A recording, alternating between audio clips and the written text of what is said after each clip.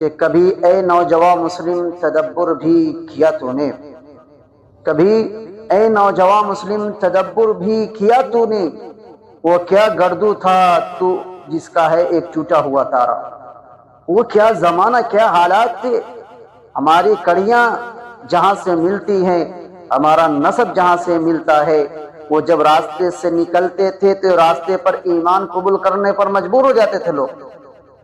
ان کی جھونکی ہوئی نگاہوں کو دیکھ کر کے کلمہ پڑھنے پر مجبور ہوتے، ان کے نوجوانوں کو دیکھ کر کے لڑکیاں اپنے سینے میں ایمان بسانے پر مجبور ہو جاتی۔ وہ نوجوان تھے، وہ تھے، تم ہو، وہ تھے، ان کا معاملہ ان کے رب کا معاملہ الگ ہوگا، اور تمہارا اور تمہارے رب کا معاملہ تو الگ ہوگا۔ وہ تھے تو ساری دنیا تمہارے قدموں میں تھی، تم ہو تو ساری دنیا تمہارے سروں پر ہے۔ اس لیے میرے بھائیوں،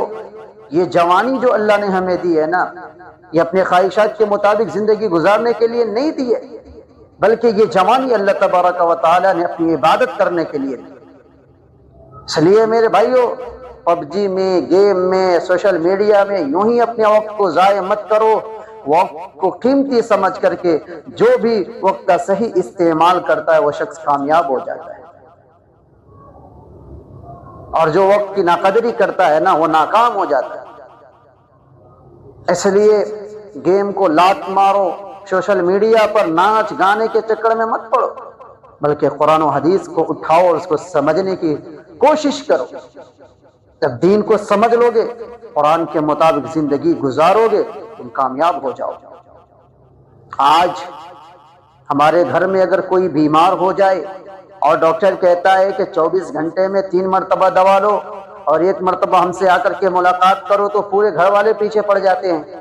دوا لیے ہو یا نہیں، ڈاکٹر سے ملاقات کیے ہو یا نہیں۔ لیکن ہمارے گھر میں، ہمارے کمرے میں بس کھیلنے والے بچے، ہمارے کمرے میں بیٹھنے والے بچے سے کبھی یہ نہیں پوچھتے کہ آپ نے نماز پڑھی یا نہیں، کوئی دین کا کام کیا یا نہیں، گناہوں سے بچتے ہو یا نہیں، کبھی نہیں پوچھتے۔ کیونکہ جان کا مسئلہ ہے تو ہم ڈاکٹر کے پاس بھیجتے ہیں، دوا استعمال کرتے ہیں، لیکن ایمان کا معاملہ ہے تو ہم کچھ بھی نہیں کرتے، کوشش بھی نہیں کرتے ہیں کہ ہم اپنے بچوں کے ایمان کی حفاظت کریں۔ اس لیے میرے بھائیوں،